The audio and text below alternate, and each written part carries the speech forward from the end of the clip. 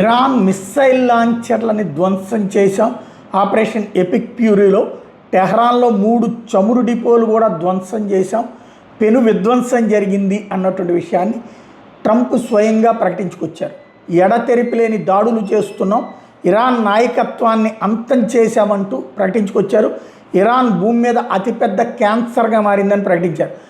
Iran అనే క్యాన్సర్ని తొలగించే ప్రయత్నాలు చేస్తున్నాము అన్నటువంటి విషయాన్ని చెప్తున్నారు. ఇప్పటికే ఇరాన్కి చెందిన 44 యుద్ధ నౌకల్ని ధ్వంసం చేశాం అని ప్రకటించారు. అట్లాగే ఆ దేశానికి చెందిన క్షిపణుల్ని అంతం చేశాము, వాళ్ళ నేవీని తుత్తునీయలు చేస్తున్నాం, ఇరాన్ డ్రోన్ సామర్థ్యాన్ని భారీగా తగ్గించగలిగాం, ఇప్పటికీ చాలా వరకు ధ్వంసం చేయగలిగాం.